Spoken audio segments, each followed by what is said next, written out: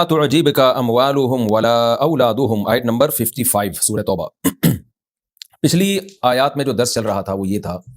کہ منافقین غزوہ تبوک سے پیچھے رہ گئے، جھوٹی قسمیں اٹھا رہے ہیں نبی صلی اللہ علیہ وسلم کے پاس آ کے۔ کچھ اس میں یہ کہہ رہے ہیں کہ روم کی عورتیں بڑی حسین ہیں، ہم وہاں جائیں گے تو ہم آزمائش میں فتنے میں پڑ جائیں گے۔ کچھ نے کہا ہم جہاد میں چندہ دینے کے لیے تیار ہیں۔ تو ان سب لوگوں کی قباحت اور ان کی نفاق کا بیان چل رہا تھا اس رکوع میں۔ آگے اللہ تعالیٰ فرماتے ہیں کہ فلا تعجبک اموالہم ولا اولادہم، اکثر نافرمان لوگوں کے پاس دولت اور افرادی قوت بہت ہوتی ہے، تو قرآن کہہ رہا ہے کہ ان کی جو مال اور ان کی اولاد ہے نا، اولاد کی کثرت، زیادہ تعداد میں ان کی جو اولادیں ہیں، جس کی وجہ سے یہ بڑے مضبوط اپنے آپ کو سمجھتے ہیں قبیلے کے لحاظ سے اور معاشی لحاظ سے، کیونکہ اولاد کماتی بھی ہے پھر۔ تو یہ چیزیں آپ کو تعجب میں نہ ڈالیں، ان سے کبھی بھی متاثر نہ ہو۔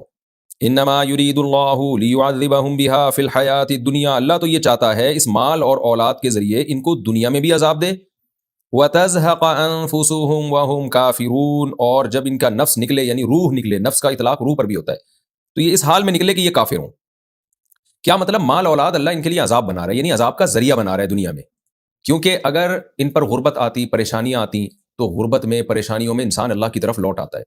لیکن ان سے ایسے گناہ ہوئے ہیں جن گناہوں کی وجہ سے اللہ نے ان کو استدراج والا ان کے ساتھ معاملہ کیا۔ استدراج کہتے ہیں ڈھیل دینا کسی کو، تاکہ گناہوں میں وہ مست ہو جائے۔ اس کی مثال ایسے ہے نا کہ فرعون کو جیسے استدراج ملا کہ جب کوئی عذاب آتا فرعون پر تو توبہ کرنے کے بجائے وہ حضرت موسیٰ سے کہتا کہ یہ عذاب ہٹ جائے گا تو میں توبہ کر لوں گا، جیسے ہی عذاب ہٹتا وہ اور مستی میں آ جاتا فرعون۔ تو وہ جو عذاب ہٹنا تھا وہ اس لیے نہیں تھا کہ اللہ کی رحمت متوجہ ہو رہی ہے، اس لیے تاکہ ان پر حجت تمام ہو جائے۔ تو اللہ تعالیٰ بھی بعض دفعہ نافرمانوں کو اتنے مال، اتنا اسباب دیتے ہیں کہ ان پر اللہ کی حجت تمام ہو جاتی ہے، اور وہ بجائے شکر ادا کرنے کے اس مال اور اس اولاد کے نشے میں پڑھ کے اور زیادہ اللہ سے غافل ہو جاتے ہیں، اور یہ چیزیں اور زیادہ دنیا میں عذاب کا آخرت میں عذاب کا ذریعہ بنتی ہیں۔ ذریعہ تو دنیا میں بنتی ہے لیکن عذاب آخرت میں ہوتا ہے، اور بعض دفعہ دنیا میں بھی اللہ عذاب دے دیتے ہیں۔ تو قرآن کہہ رہا ہے کہ اللہ چاہتے ہیں کہ ان کو دنیاوی زندگی میں اس کے ذریعے عذاب دے۔ وَتَزْهَقَ أَنفُسُهُمْ وَهُمْ كَافِرُونَ، اور جب ان کی روحیں نکلیں تو یہ کافر ہوں، کیونکہ اتنی مستیوں میں ان کو ایمان کی توفیق نہیں ملے گی۔ تو کبھی بھی ان کے مال اور اسباب سے آپ متاثر نہ ہوں۔ وَيَحْلِفُونَ بِاللَّهِ إِنَّهُمْ لَمِنْكُمْ، اور یہ قسمیں اٹھاتے ہیں اللہ کی کہ بے شک یہ لوگ لَمِنْكُمْ، آپ میں سے ہیں، آپ ہی میں سے ہیں، یہ منافق نہیں ہیں، یہ تو پکے مومن ہیں، قسمیں اٹھاتے ہیں۔ وَمَا هُم مِنْكُمْ، یہ لوگ آپ میں سے نہیں ہیں۔ وَلَكِنَّهُمْ قَوْمٌ يَفْرَقُونَ، لیکن یہ ایک ایسی قوم ہے جو گھبراتے ہیں۔ دیکھیں ہوتا ہے فرقہ یفرقو، ضرب یضربو، اس کا ورب آتا ہے فرقن، تو اس کا معنی ہوتا ہے فرق کرنا، جدا کرنا، جس کو فارق کہا جاتا ہے، جدا کرنے والا، اسی سے نکلا ہے فرقان، حق اور باطل میں علیحدگی کرنے والا۔ اور ایک عربی میں آتا ہے فریقہ یفرقو، سمع یسمع سے، اس کا ورب آتا ہے فارقن، را کے زبر کے ساتھ، اس کا معنی ہوتا ہے گھبرانا، پریشان ہونا، گھبراہٹ طاری ہو جانا۔ تو یہ فریقہ یفرقو سے ہے، فرقہ یفرقو سے نہیں ہے۔ قرآن کہہ رہا ہے وما ہم منکم، یہ لوگ آپ میں سے نہیں ہیں، ولکنہم قوم یفرقون، یہ ڈرنے والے لوگ ہیں۔ اصل میں ان کو پتہ ہے کہ اگر ہم نے اپنے آپ کو شو کر دیا کہ ہم کافر ہیں تو ان کو ڈر لگتا ہے کہ کسی دن مسلمانوں کا غلبہ ہو گیا تو ہمارے ساتھ مسئلہ نہ ہو جائے، تو خوف کی وجہ سے، آپ کے غلبے کی وجہ سے انہوں نے اپنے آپ کو آپ میں شو کیا ہوا ہے۔ باقی ڈرپوک کتنے ہیں؟ لو یجدون ملجأ، اگر یہ کوئی پناہ کی جگہ پائیں، او مغارات، یا غار وغیرہ پائیں، او مدخلا، یا کوئی بھی گھسنے کی جگہ ان کو مل جائے نا، لولوا الیہ، وہاں بھاگ جائیں گے، وہم یجمعون، اور فل اسپیڈ میں بھاگیں گے۔ یہ ان کو تو مدینہ میں جگہ نہیں مل رہی کہیں، مجبوراً یہی رہنا پڑ رہا ہے ان کو، تو پھر اپنے آپ کو مسلم ہی شو کر کے ان کو محسوس ہو رہا ہے کہ عزت ہوگی ہماری، اس لیے یہ ایسا کر رہے ہیں، ورنہ ان کو تو کہیں بھی بھاگنے کی جگہ ملے یہ فوراً بھاگ جائیں وہاں سے۔ تو یجمعون، یہ تیز رفتاری کے ساتھ، جموح اس گھوڑے کو کہتے ہیں، جمع سے نکلا یہ لفظ نا، جمع، وہ گھوڑا جو اپنے مالک سے بھی آگے نکل جائے، اس کو سواری نہ ہونے دے اپنی پشت پہ، تو ایسی اسپیڈ سے بھاگیں جیسے وہ گھوڑا بھاگتا ہے۔ وَمِنْهُمْ مَن يَلْمِزُكَ فِي الصَّدَقَاتِ، ان میں بعض ایسے ہیں جو آپ کو طعنہ دیتے ہیں صدقوں کے بارے میں۔ وہ طعنہ کیا ہے؟ فَإِنْ أُعْطُوا مِنْهَا، اگر ان کو بھی کچھ صدقہ دے دیا جائے، رضوا، تو یہ خوش ہو جاتے ہیں، وَإِن لَّمْ يُعْطَوْا، کسی دفعہ ان کو نہ ملے، اِذَا هُمْ يَسْخَطُونَ، تو بڑے ناراض ہو جاتے ہیں اچانک۔ جو نبی صلی اللہ علیہ وسلم کے پاس فقراء مساکین آیا کرتے تھے، آپ ان کو صدقات دیا کرتے تھے، تو صدقہ واجبہ جو ہے جیسے زکوٰۃ یا فطرانہ، وہ تو غیر مسلم کو دینا جائز نہیں ہے، تو وہ اگر ان کو دیتے تھے تو اس لیے کہ ان کا ظاہر بہرحال مسلمان تھا، ظاہر میں اپنے آپ کو مسلم کہتے تھے، شریعت نے ہمیں ظاہر ہی کا مکلف بنایا ہے، اور اگر نفلی صدقہ تھا تو وہ تو کسی کو بھی دینا جائز ہے۔ خلاصہ یہ کہ نبی صلی اللہ علیہ وسلم کبھی ان کو دے دیا کرتے تھے، کبھی نہیں دیتے، ظاہر ہے آپ کے پاس بھی محدود وسائل تھے، پھر کبھی کوئی زیادہ مستحق آتا تو اس کو دیتے، ان کو نہیں دیتے۔ ان کی کنڈیشن یہ تھی کہ جب ان کو دیتے تو بڑی تعریفیں کرتے، اور جس دفعہ ان کو نہ ملتا تو برائیاں شروع کر دیتے کہ یہ کیسا اسلام ہے، یہ کیسے پیغمبر ہیں۔ تو مطلب یہ کہ مفاد پرست لوگ ہیں۔ وَلَوْ أَنَّهُمْ رَضُوا مَا آتَاهُمُ اللَّهُ وَرَسُولُهُ، قرآن کہہ رہا ہے اگر جو کچھ اللہ اس کے رسول ان کو دے دیتے یہ اس پہ راضی ہو جاتے، وقالوا اور کہہ دیتے حسبنا اللہ اللہ ہمیں کافی ہے سیؤتین اللہ من فضلہ ورسولہ اللہ چاہے گا تو اپنے فضل سے اور رسول بھی چاہیں گے تو ہمیں دے دیں گے بعد میں جب ہمیں ضرورت پڑے گی ابھی نہیں ملا تو ہو سکتا ہے بعد میں دے دیں جیسے کہ کوئی بھی شریف آدمی اس کا یہی رویہ ہوتا ہے کہ جب نعمت مل جائے شکر ادا کرتا ہے نہیں ملے تو کہتا ہے کوئی بات نہیں بھائی اللہ دے دے گا اس کے خزانوں میں کمی نہیں ہے آج نہیں دیا تو کل دے دے گا وہ تو اس طرح شکر کے جملے زبان سے نکالتے تو یہ بات اچھی ہوتی انا الی اللہ راغبون یوں کہتے ہیں کہ ہم اللہ کی طرف رغبت کرنے والے ہیں اللہ سے امیدیں لگانے والے ہیں آگے جزا محذوف ہے لکان خیر لہم تو یہ بات ان کے لیے بہتر ہوتی ہے ناشکری کے جملے اللہ کو پسند نہیں ہے یہ جی ہمارا یہ رکوع کی تفسیر مکمل ہو گئی اس رکوع کا میں خلاصے کے طور پر اس کے جو علمی پوائنٹ ہیں نکات ہیں وہ میں آپ کے سامنے رکھ دیتا ہوں یہ رکوع یہاں سے شروع ہوا تھا عفا اللہ عنک یعنی رکوع نمبر 7 اور 13 کہ منافقین آیا کرتے تھے جھوٹے عذر بیان کر رہے تھے تبوک میں جانے سے پہلے اور نبی صلی اللہ علیہ وسلم ان کے ظاہر کو قبول کر لیتے اور حدیث میں آتا ہے وَوَكَّلَ سَرَائِرَهُمْ إِلَى اللَّهِ ان کے باطن کو اللہ پہ چھوڑ دیتے کہ بھئی اندر سے کیا ہے صحیح کہہ رہے ہیں غلط کہہ رہے ہیں یا اللہ ہی جانے تو اس لیے آپ نے ان کو چھٹی دے دی اب تبوک میں افرادی قوت کی بہت شدید ضرورت تھی تو قرآن سب سے پہلے نبی صلی اللہ علیہ وسلم کو تنبیہ کر رہا ہے کہ آپ کو جب تک یقین نہیں ہو جاتا کہ یہ سچ کہہ رہے ہیں یا جھوٹ کہہ رہے ہیں آزمائش کے ذریعے اس وقت تک آپ کو چاہیے تھا کہ آپ ان کو اجازت نہ دیتے اس سے بھی ہمیں یہ پتہ چلتا ہے کہ ہمارے جو بھی ماتحت لوگ ہیں یا فوج میں خاص طور پر جو ماتحت فوجی ہوتے ہیں یا کوئی بھی دنیا کا نظام آپ چلا رہے ہیں تو نہ تو اتنا آپ کو کڑوا ہونا چاہیے کہ کسی کا شرعی عذر بھی ہو آپ قبول نہ کریں جو بھی آ رہا ہے آپ اس کو دھتکار رہے ہیں نہیں بھائی سب پر لازم ہے یہ کام حالانکہ کوئی بیمار ہوتا ہے کسی کے ساتھ مسائل ہوتے ہیں اتنا کڑوا بننا بھی جائز نہیں ہے اور اتنا میٹھا بننا بھی جائز نہیں ہے کہ جو بھی آئے اور آپ کو کوئی بھی عذر پیش کر کے آپ کو سے جو ہے وہ اپنی رخصت منظور کروا لے کوئی سسٹم ہی نہ ہو آپ کا اس سے پورے ادارے تباہ ہو جاتے ہیں پورا نظام تباہ ہو جاتا ہے تو یہاں بھی منافقین کے بارے میں اللہ نے اپنے حبیب صلی اللہ علیہ وسلم کو تنبیہ کی ہے کہ آپ تھوڑا تحقیق کر کے کیونکہ یہ بہترین موقع تھا منافق اور مسلم کی پہچان کا تو اس سے کم از کم یہ تو پتہ چل جاتا نا دنیا کے سامنے آ جاتا اللہ تو چاہتا ہے تو اللہ چاہے تو نبی کو وحی کے ذریعے بتا سکتا ہے لیکن دنیا کے سامنے تو دلائل کے ساتھ جب بھی بات آئے گی نا جب 2 اور 2 4 کی طرح واضح ہو جائے عمل سے پتہ چل جائے کہ کون اپنا ہے اور کون غیر ہے تو ہمیں بھی یہ سبق ملتا ہے کہ ماتحتوں کے بارے میں جیسے بچے گھروں میں کیا کر رہے ہوتے ہیں وہ بلا وجہ مدرسوں کی اسکولوں کی چھٹیاں کر رہے ہوتے ہیں مائیں بڑی رحم دل ہوتی ہیں چھوٹی چھوٹی باتوں پہ ان کو اجازت دے دیتی ہیں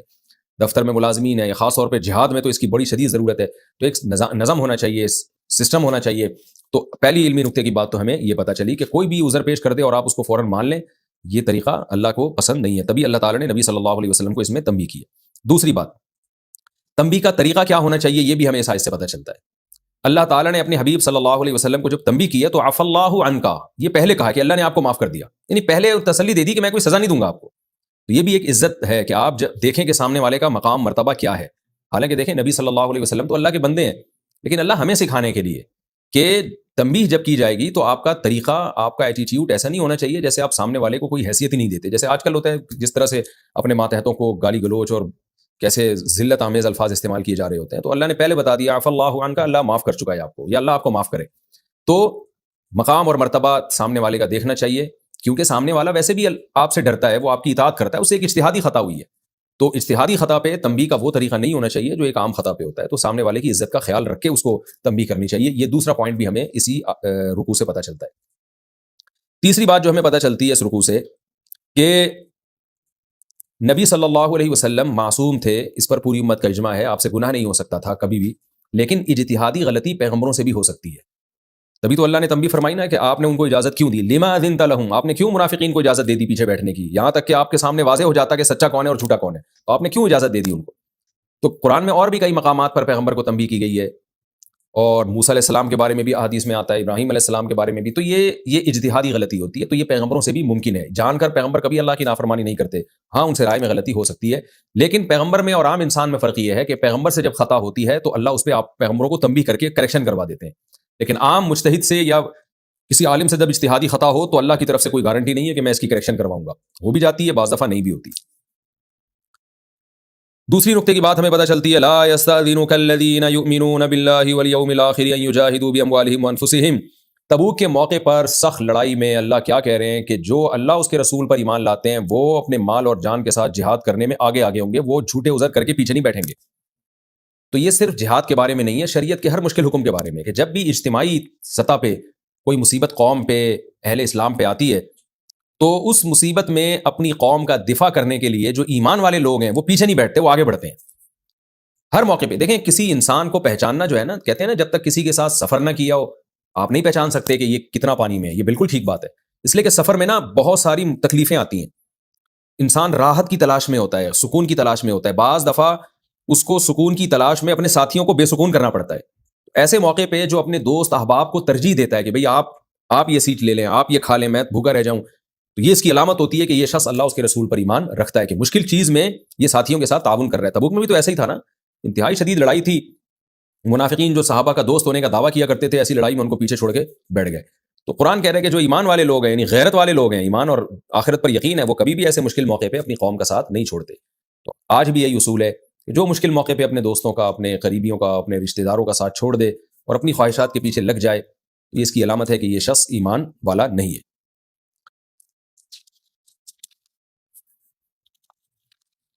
وَلَوْ أَرَادُوا الْخُرُوجَ لَأَعَدُّوا لَهُ عُدَّةً، یہ بھی بہت امپورٹنٹ آیت ہے. قرآن کہہ رہا ہے یہ جو منافقین آپ کے پاس آ رہے ہیں کہ ہم تبوک میں نہیں جا سکتے، یہ مسئلہ وہ مسئلہ، تو قرآن کہہ رہے ہیں ان کے جھوٹے ہونے کی بڑی دلیل کیا ہے کہ اگر ان کا پہلے سے تبوک میں جانے کا پروگرام ہوتا تو یہ تیاری کرتے. اس سے صاف پتہ چلتا ہے کہ جو نیرے دعویٰ کرتا ہے نا، دعوے کرتا ہے اور کہتا ہے کہ میں نیک بننا چاہتا ہوں، لیکن اس کے لیے عملاً کوئی کچھ تیاری نہیں کر رہا، اس کا مطلب وہ جھوٹ بول رہا ہے. آج اہل اسلام میں اکثریت ان لوگوں کی ہے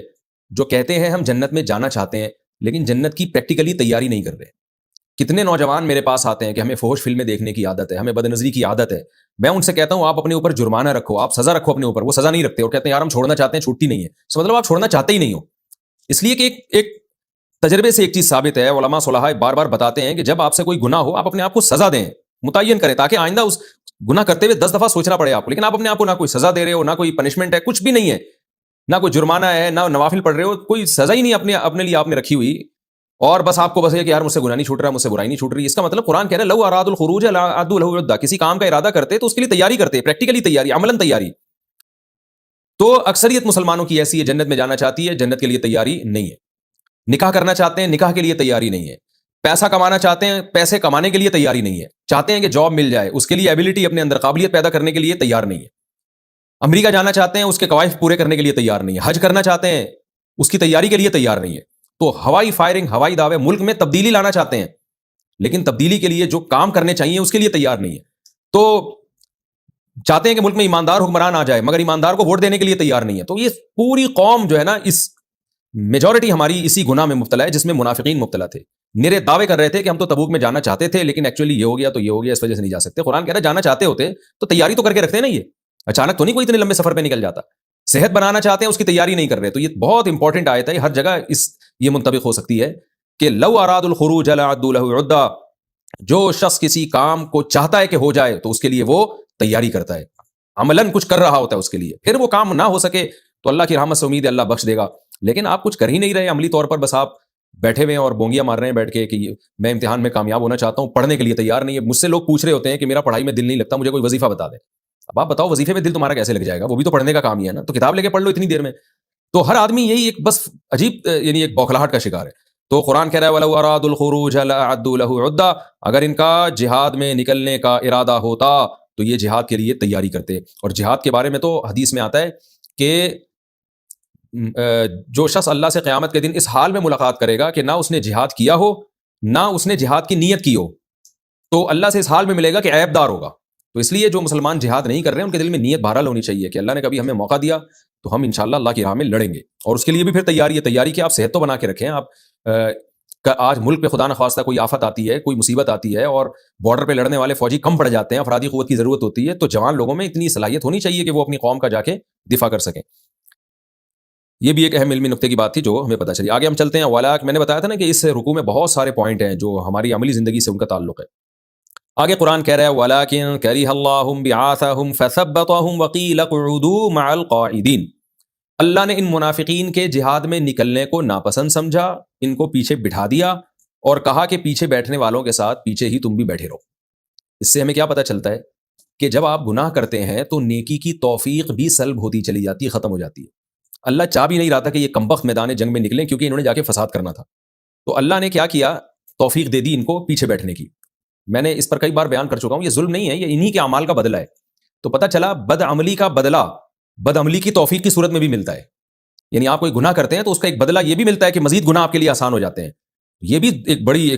یعنی سزا ہے خدا کی طرف سے. تو اللہ کہتے ہیں کہ ہم نے ان کو توفیق ہی نہیں دی ان کم بختوں کو کہ میدان جہاد میں نکلے، کیونکہ یہ برے لوگ ہیں، منافق لوگ ہیں، سازشیں کرتے ہیں، تو ان کی برائی کے سبب اللہ نے ان سے ہمت سلب کر لی، اور جو نیکیاں کرتے رہتے ہیں اللہ ان کو اسی آیت سے پتہ چلتا ہے ان کو نیکیوں کی مزید توفیق دیتے ہیں، ان کو مزید ہمتیں عطا کرتا ہے۔ آپ دیکھیں نا دنیا میں بڑے بڑے کامیاب لوگ گزرے، کیسے کیسے کام کیے انہوں نے، کیوں؟ چھوٹی ہمت کی، کم ہمت کی انہوں نے، تھوڑی سی ہمت کی تو اللہ نے مزید ہمت کی توفیق دی، مزید ہمت کے بعد پھر اللہ نے مزید کی توفیق دی، تو وہ کام کر کے چلے گئے جو ہم اور آپ جس کا تصور نہیں کر سکتے۔ یہ بھی ہمیں اس سے پتہ چلتا ہے۔ وقیل اقعدوا مع القاعدین، منافقین سے کہا گیا پیچھے بیٹھنے والوں کے ساتھ بیٹھو۔ یہ قسم کی ایک بہت ہی ایک توہین والے الفاظ ہیں، اور جوان آدمی کے لیے، مضبوط آدمی کے لیے اس سے بڑی توہین کوئی ہو نہیں سکتی۔ تو اس سے جہاد میں بڑی موٹیویشن ملتی ہے، خاص طور پہ جو ہمارے جو مجاہد ہیں، فوجی لوگ ہیں جو میدان جنگ میں لڑتے ہیں، اگر کوئی پیچھے بیٹھ رہا ہو، کوئی عذر سے پرمیشن لے رہا ہو نہ جانے کی، تو اس کو اس آیت کے بارے میں سوچنا چاہیے کہ میں کن لوگوں کے ساتھ بیٹھ رہا ہوں، عورتوں اور بچوں کے ساتھ یا معذوروں کے ساتھ، حالانکہ اللہ نے تو مجھے مرد بنایا، مجھے تو صحت مند بنایا، تو یہ ہمارے بھی